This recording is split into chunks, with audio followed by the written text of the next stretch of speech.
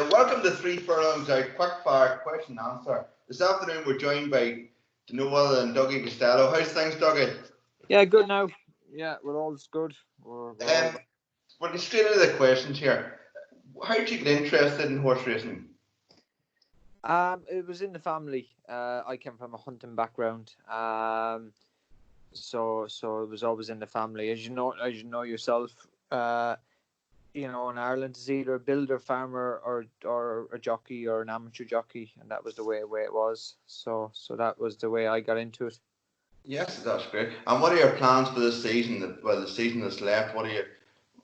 Yeah, survive. That's all it's about. Yeah. It's going to be a funny season. Look, it's going to be probably a bit like I think once things get started, I think will just be the same as always. Just try and ride our winners and try and make sure that your mounts are running to the best of their ability, really, and survive. Yeah. What race in particular would you love to win that you haven't won so far? What race I'd like to win? Yeah. There's a couple. I think deep down, I think because I started as a jump jockey, I think I love to win a Grand National. On the flat, I suppose a Derby, but the realistic chance of that is probably quite slim because you have to be attached to a big outfit to win a big class race like that. So I think once you can be competitive at the top, I think as you said, if you can be competitive in a group race again, I'd be very happy. Yeah, and what's your most memorable winner so far of your career? Memorable? Well, it has to be quite reflection on the flat. She was, and my daughter was there as well on the day. So it was a big, special day. Probably just before the race, I wouldn't have been thinking it was such a big deal. But the minute I went by the line, it was like, it was just like bang! It just hit you how big it was. Everything changed just passing the line, like, isn't it? I don't think it's hard, even though you're on a horse that's highly fancied. I think that the mindset you're going to win is never actually there till you cross the line, is it? Yeah, exactly. I think I always look at when you look at a race, you have to look at your pace, and you map out your race, but then you have to start looking at what can beat you, especially if you're a favourite. You kind of have to look at what can beat you. Yes. It's probably like the 20% rule. You have to see what's actually in the field that can beat you. And I remember the night before, I went through the race very well, and I just couldn't see anything to beat her. And I remember the next morning I went through it again, and I thought there must be something in here that's standing out. And there was one horse of Oisin Murphy's I thought that could actually progress. And he was drawn on my left. And I still couldn't see anything like within there. And I remember I'd done an interview with Mick Fitzgerald on ITV. I remember sitting back down looking at the paper, and I still couldn't see anything beat her. I just thought, it can't be that with that Too easy. good to be true, is that possible? Yeah, exactly. And I was probably, I know when I went by the line, I was, I didn't understand the whole lot on the flat, like how hard it was to get rides at jump at a group levels. Yes. I didn't really I would understood that, and it probably took a couple of months after that before it really clicked how hard it was. I remember right now for Keith Dalgleish one day, about a month after that, and he said to me, "You don't realize what actually would happen," and I didn't, because as Keith said, a lot of these horses and group ones are retained right with owners and riders. Yes. A person like myself to come off the jumps to get a chance to ride in a group race, it was a big deal, and I didn't understand on the day and even that season how hard it was to win a Group 1. I think that year as well, our Fanning had won his first Group 1, and Joe was an established rider, has ridden for Mark Johnson, yes, big yards for numerous years, and I didn't realise until I read it in the Racing Post that was his first for Group 1. And then you start sitting back thinking, wow, a guy with this ability and stuff like that, and attached to it with these big yards, it took him that long to actually find his first big winner. So I think quite with quite reflection at that high end, yeah, definitely. Yeah, well, it's fantastic achievement for yourself. And as we all know, like horse racing can tame lions. Like there's nobody as you say, getting a big winner is getting harder because of the big stables. But when you get it, I think you appreciate it more the options because it's so hard to get. Like it's it's never just straightforward now, is it? No, exactly. I think you probably don't. I think a winner.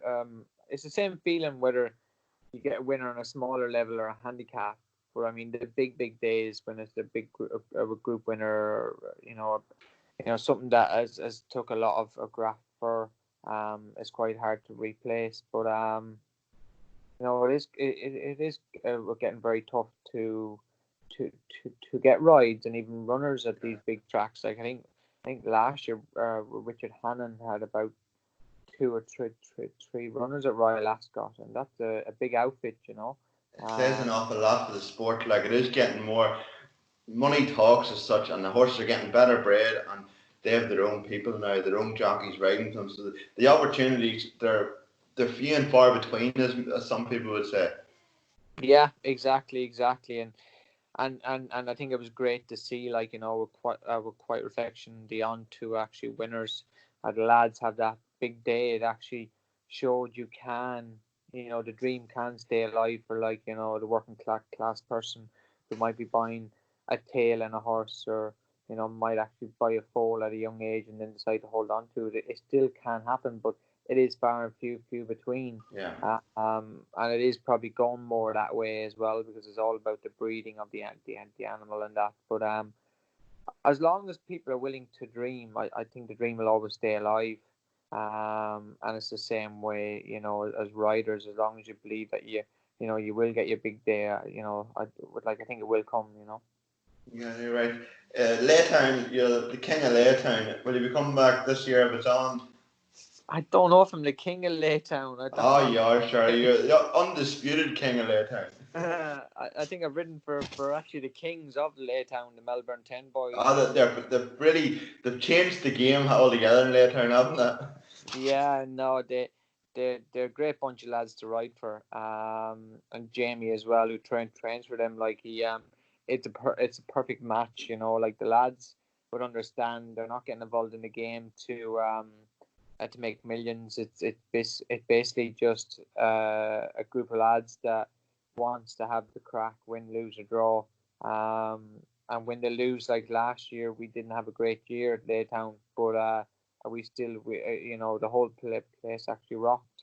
And the year before that, like, they had three winners, I think it was, and they lifted it as well. And it's the same where on most tracks, if you go to Lingfield or place like that, it's the same banter with them, and that's really what racing is about. Realistically, people buy horses to have fun and to have dreams, and I think sometimes you can get a little bit excited and put too much in the in the within the basket of trying to win, the big races. I Yeah. mean, we just said they're hard to find, the big ones. So I think the lads would keep it as simple as it comes. Buy a horse, enjoy it, and get drunk. Yeah, I think you're very right in saying that. As a trainer once said to me, drink tea when you're winning and drink champagne when you're losing, then you'll drink more champagne. It's a losing sport. You have to, I think when you grasp that you're going to lose a lot more than you're ever going to win, but at the same time, enjoy the winning as if it's your last, because you just don't know at what stage the career can end. I suppose as a jockey, you're only a fall away from Yeah, finishing, aren't you? yeah, exactly. I remember watching Tom Skew. He won the Hennessy, was it last year? Yeah. Uh, and his next ride, he was lying at the back of the water jump. And that was always the one thing as a jump jockey. The fences looked after the kids that got arrogant and cocky, because you knew that that fall it would, like, it's always there.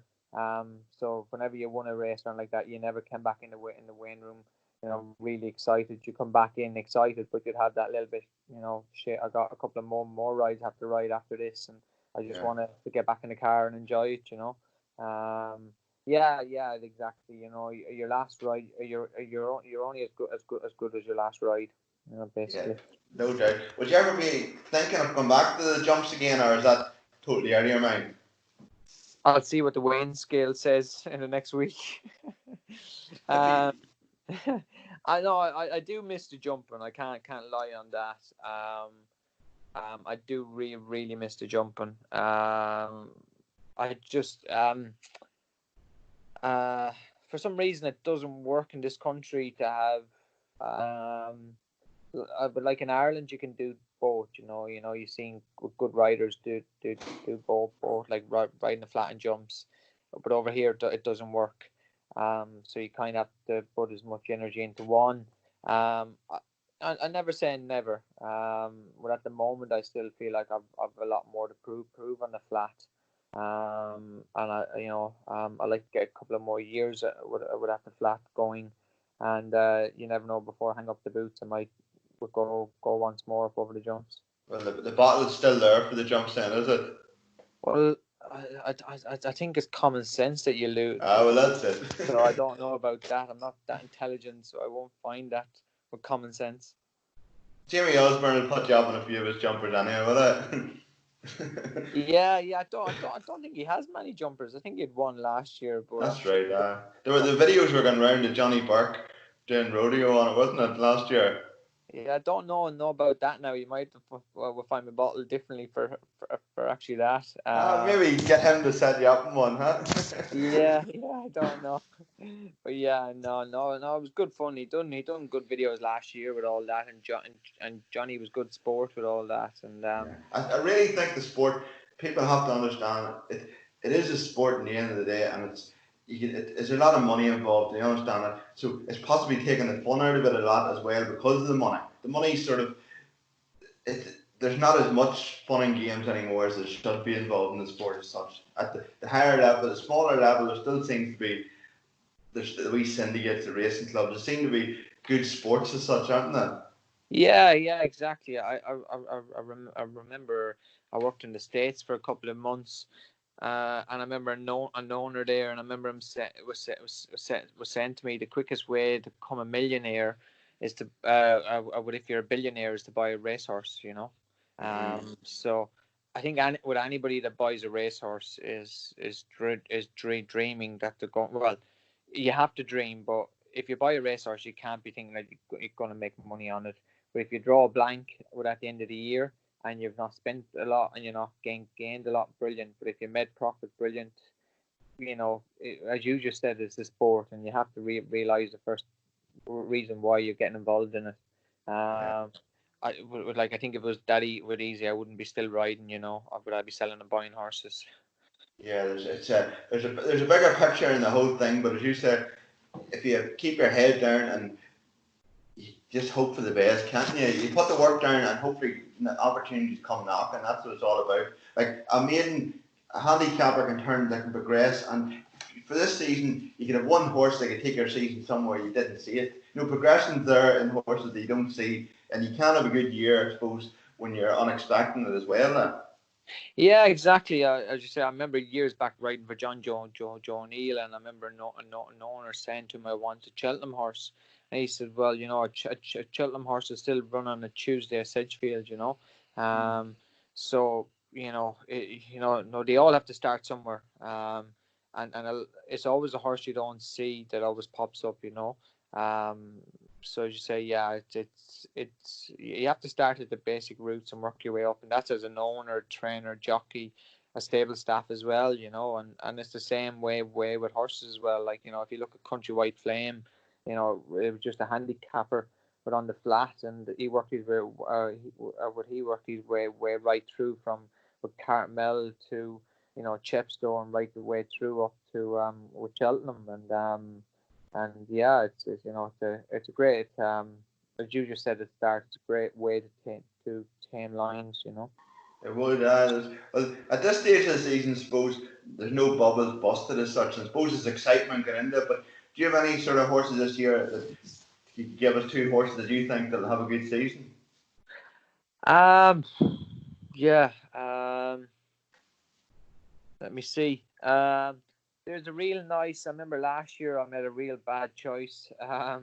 I was riding a 2-year-old from Mark Walford out, and I went to Chester to ride a horse, and I got off Mark's horse, and he went and won at York without a big price. Magical Max is called. Yeah. And he went and won at Thirsk then, and he's a 3-year-old this year. He's only ran twice and won twice last year. He's a very promising horse.